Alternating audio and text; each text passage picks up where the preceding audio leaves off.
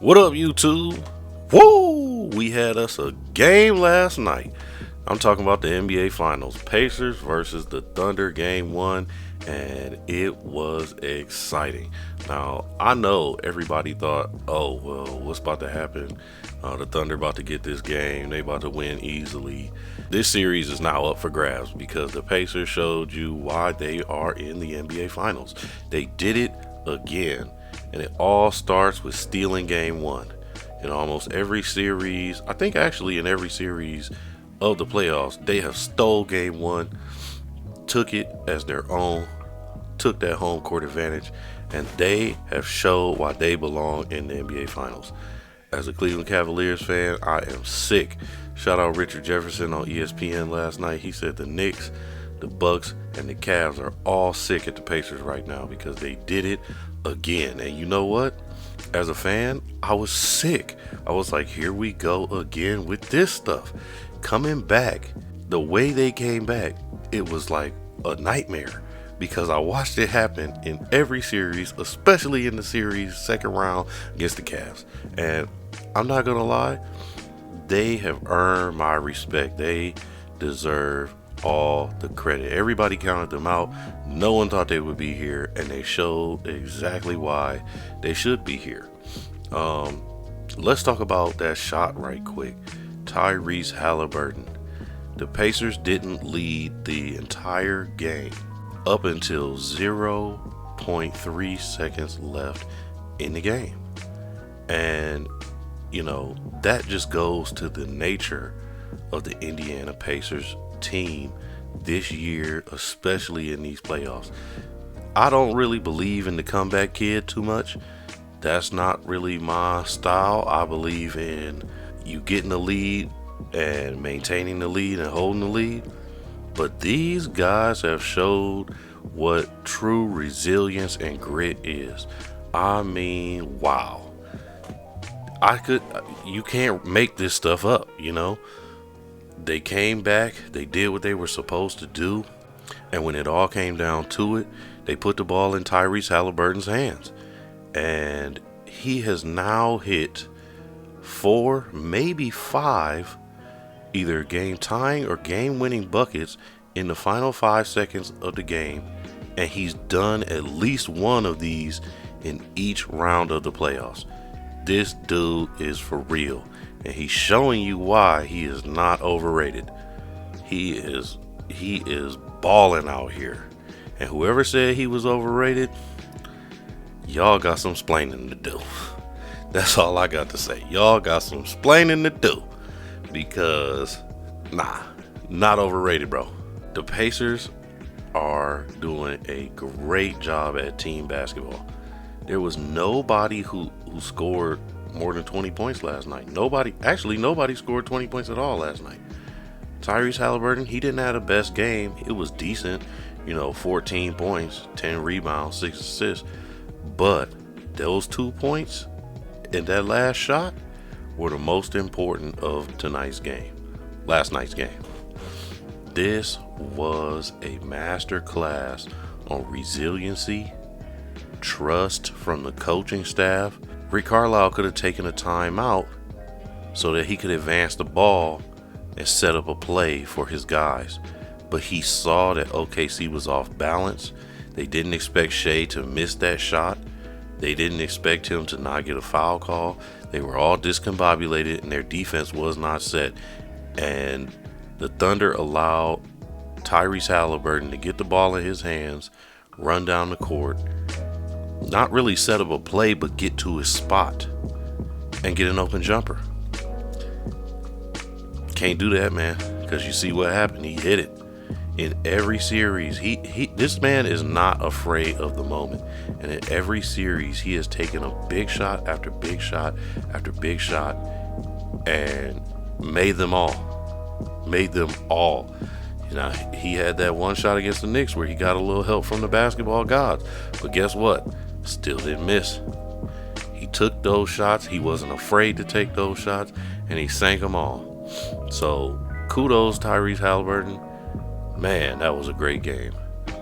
When I was watching the game, at first, I can't even lie. At first, I didn't really count them out, but I was doing some other things, so I wasn't paying the game full attention.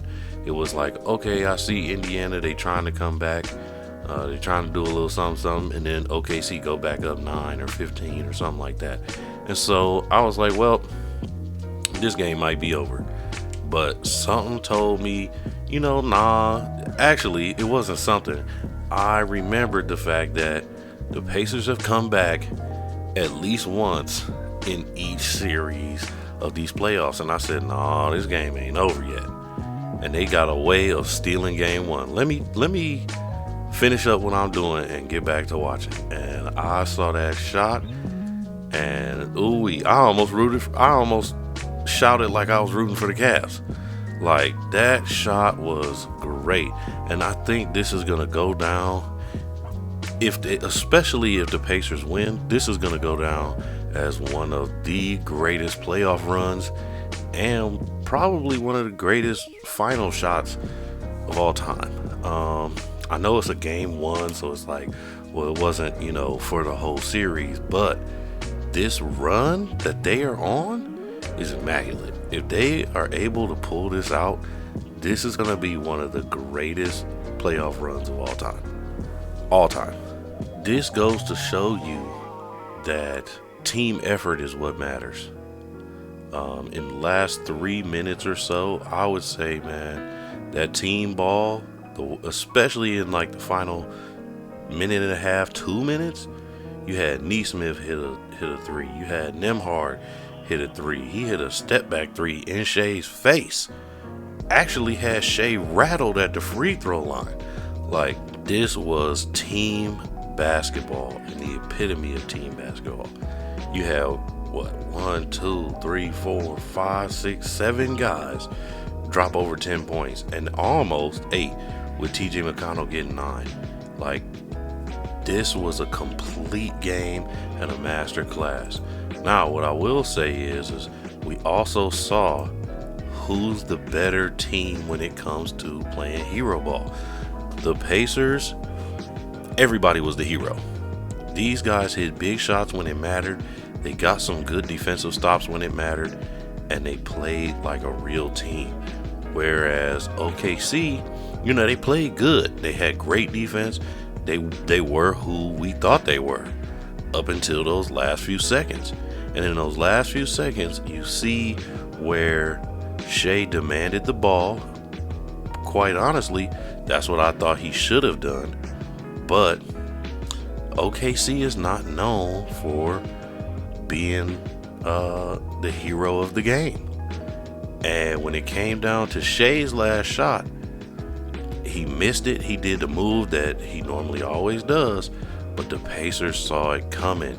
And I think in that moment, you have to adjust. You have to pass the ball out to somebody else, find the open man, and let them try to hit the shot. But Shea wanted to be the MVP. He took the shot and he missed. And we saw what happened. The Pacers capitalized on it. This was a game of defenses, to be honest. In that first half, the Pacers had something like 20 turnovers. 20 turnovers in a half is crazy. But then we saw them make in-game adjustments. Shout out to Rick Carlisle.